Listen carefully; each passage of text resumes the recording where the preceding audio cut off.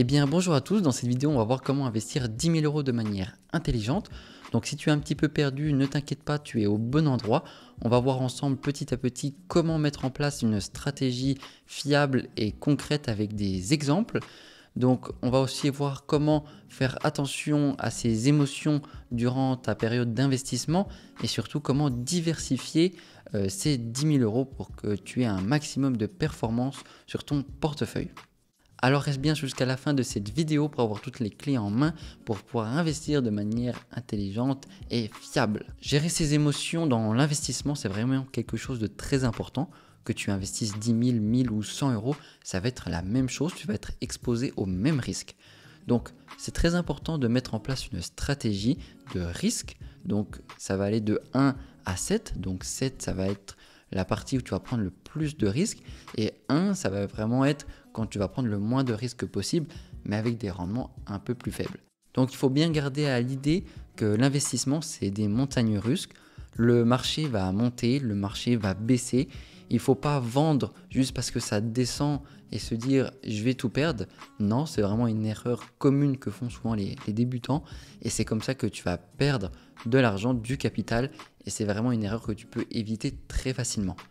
Mais à l'inverse, c'est pas parce que le marché est en train de monter qu'il va falloir forcément racheter plus. Effectivement, tu vas acheter assez haut et si dans la journée l'action ou l'ETF va baisser, eh bien là tu vas être encore pris d'émotion, tu vas se dire ah bah là je suis en train de perdre donc je vais tout retirer pour vraiment limiter les dégâts. Alors que non, il faut juste vraiment avoir une vision long terme de l'investissement et c'est comme ça que tu auras des performances super intéressantes. Donc le petit conseil pratique à avoir, c'est vraiment de se mettre une stratégie claire de combien est-ce que tu veux investir, sur quel temps tu veux investir, 10, 20, 30 ans, et à quel taux de risque tu veux investir. Donc c'est vraiment très important de se faire sa petite stratégie avant d'investir. On a encore et toujours aussi la diversification qui est vraiment ultra important quand tu investis. Donc investir sur des secteurs différents, que ce soit la pharmacie, la tech, la finance, c'est super intéressant d'avoir plusieurs secteurs dans son portefeuille pour limiter l'impact d'une crise économique dans un des secteurs que je viens de te citer et aussi avoir une diversification géographique, donc investir sur plusieurs pays ou continents différents, investir sur les États-Unis, sur la France ou encore sur n'importe quel autre pays, ça permet encore une fois de limiter l'impact d'une quelconque crise économique.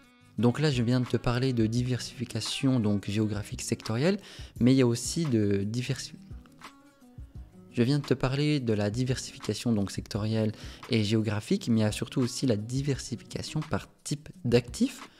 Donc on va avoir la diversification avec des actions, des ETF, des obligations, des matières précieuses ou encore de l'immobilier. Donc c'est vraiment important d'avoir tous ces aspects en tête pour maximiser tes performances et surtout minimiser le risque de perte de capital sur une seule et même classe d'actifs. Donc c'est super important d'avoir ça en tête et encore une fois de mettre ces éléments dans ta stratégie d'investissement et ensuite de suivre le cap pour vraiment avoir des performances ultra intéressantes. Je fais une petite parenthèse que juste avant je viens de te parler d'ETF, d'obligations et tu te demandes peut-être ce que c'est. Donc les ETF, tu as peut-être déjà entendu parler du S&P 500. Donc c'est des paniers d'actions qui réunissent différents secteurs, différentes zones géographiques pour vraiment maximiser un maximum la performance de l'indice. Je te fais une petite parenthèse vocabulaire avant de continuer. Donc je t'ai parlé d'ETF et d'obligations juste avant. Donc je t'explique très rapidement ce que c'est. Donc un ETF par exemple, c'est un panier d'actions où tu vas retrouver des milliers d'entreprises différentes dans des secteurs différents et des zones géographiques différentes. Tu vas avoir quelques avantages. Par exemple, tu vas avoir une très très bonne diversification. Effectivement, tu as des milliers d'actions dans des secteurs différents. Mais aussi tu as des frais de gestion qui sont très très faibles et ce qui est vraiment ultra intéressant parce que les frais ça vient vraiment grignoter tes performances sur du long terme. Donc c'est vraiment deux avantages clés. Et ensuite tu vas avoir les obligations. Donc là tu vas acheter des dettes auprès des gouvernements, auprès des entreprises ou des collectivités, donc qui ont besoin d'argent pour financer des projets. Donc c'est vraiment un type d'actif très intéressant et elle a une volatilité assez faible. Donc si tu ne souhaites pas prendre trop de risques mais avoir des rendements plutôt intéressants, les obligations c'est une très bonne opportunité. En plus tu traites avec des gouvernements, des collectivités, des États. Ça te permet d'avoir des rentes assez intéressantes et fiables. Donc c'est plutôt intéressant. Donc fin de la parenthèse, on continue. La question qu'il faut vraiment se poser, c'est quel type d'investisseur tu es. Donc il y a plusieurs types d'investisseurs. L'investisseur prudent, l'investisseur modéré ou encore l'investisseur audacieux. Si tu es plutôt prudent, ça veut dire que tu souhaites protéger ton capital tout en ayant un rendement plutôt intéressant. Donc là, on va plutôt se tourner vers des obligations d'État avec une volatilité assez faible et des rendements assez corrects. Par contre, si tu es plutôt un investisseur modéré, tu vas plutôt investir dans des actions, des ETF et ensuite avoir des rendements assez intéressants entre 8 et 10% par exemple. Et ensuite, tu vas vraiment l'investisseur qui est audacieux, qui va essayer d'investir dans des pays émergents comme l'Inde, le Brésil et en ayant des rendements assez élevés mais qui va s'exposer à des risques de perte de capital assez importantes. Il est donc très important de choisir quel type d'investisseur tu es, ne pas se surestimer et se dire « moi je suis quelqu'un d'audacieux » et au final quand tu vas te prendre un moins 10% dans le portefeuille, tu vas paniquer et tout vendre. Donc il faut bien réfléchir, se dire « moi je suis prêt à prendre tel risque, à perdre tant, donc je vais plutôt partir sur cette stratégie ». Donc vraiment prendre une stratégie claire, bien réfléchir et prendre son temps. La première stratégie que tu peux mettre en place pour investir tes 10 000 premiers euros, ça va être une stratégie un peu audacieuse, ça va être du stock picking, donc choisir des actions individuelles comme Tesla, comme Apple ou encore Microsoft. Alors tu vas avoir quelques avantages, tu sais exactement où tu vas mettre ton argent, tu vas pouvoir investir dans des sociétés que tu souhaites, mais tu vas avoir d'autres inconvénients, c'est que tu vas prendre beaucoup plus de risques et tu vas mettre énormément de temps à choisir et à analyser ces actions pour au final des performances qui ne sont pas si exceptionnelles que ça. Je dis ça parce qu'on a une moyenne sur des actions individuelles d'environ 6 à 7% sur les 25 dernières années, alors qu'on a par exemple des ETF qui lui est vraiment bien plus performant. Et franchement, investir en faisant du stock picking et espérer avoir des meilleures performances que le marché, donc des ETF, c'est vraiment très compliqué, voire même impossible. Donc, l'une des voies qui peut être intéressante, donc, c'est d'investir dans des ETF, comme par exemple le S&P 500, où là, on va vraiment se cantonner au marché américain, donc les 500 plus grosses entreprises américaines, mais ça peut être très intéressant parce que vraiment l'économie américaine, c'est un des piliers de l'économie mondiale. Donc on ne prend pas non plus un risque colossal. Et surtout, on va vraiment avoir énormément de secteurs intéressants comme la tech qui est vraiment en train d'exploser ces derniers temps.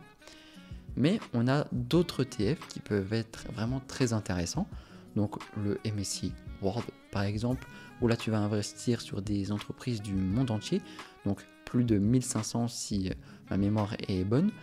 Et tu as aussi une alternative du MSCI World où là tu vas investir sur des actions du monde entier et dans des pays émergents comme le Brésil ou encore l'Inde comme je l'ai dit juste avant.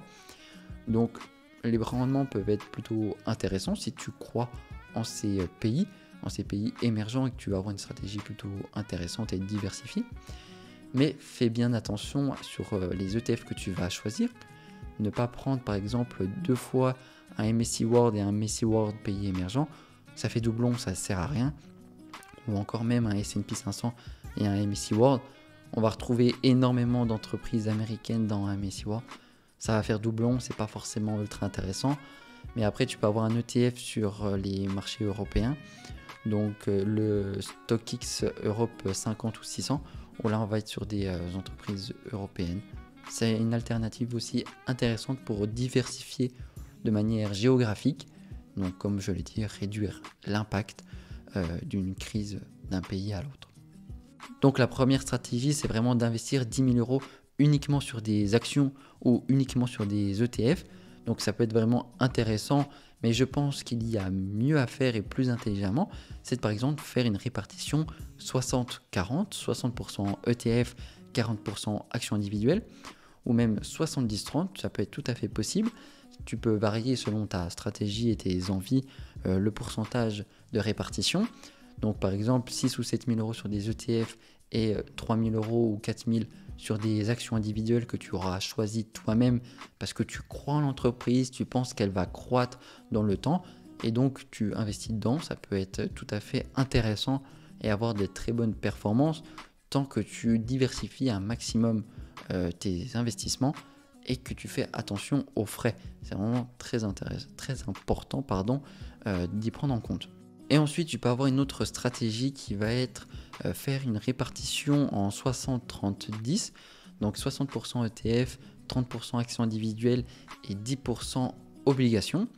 Donc là, tu vas avoir vraiment une répartition complète des types d'actifs. Donc ça peut être vraiment très intéressant.